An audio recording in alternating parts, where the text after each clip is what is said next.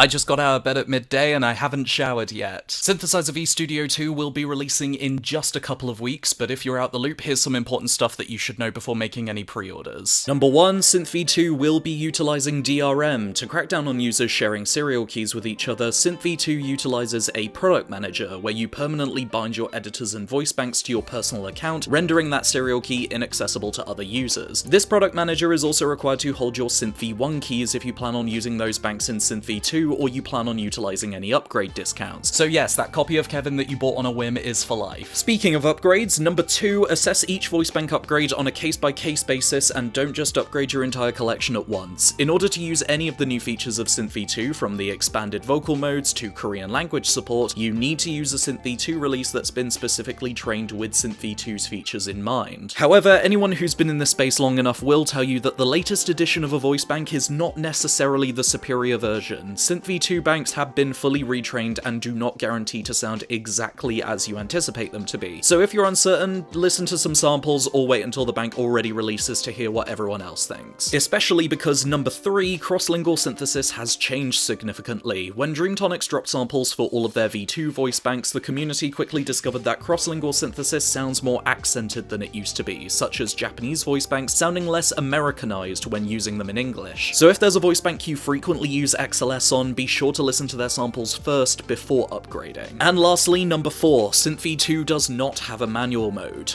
Sort of, it's complicated. Manual mode, as in the button that turns off automatic tuning, is not in Synth V2, and Synth V2's workflow expects you to use automatic tuning in some way. But there are effective workarounds in place to counteract this because auto is more customizable than it used to be. If you go to the expression matrix and request a stable render, then turn vibrato modulation all the way down to 0, auto will produce its flattest possible result that leaves in a few portamentos and consonant dips, but still leaves plenty of room open for custom tuning. But all the same, I hope everyone enjoys themselves.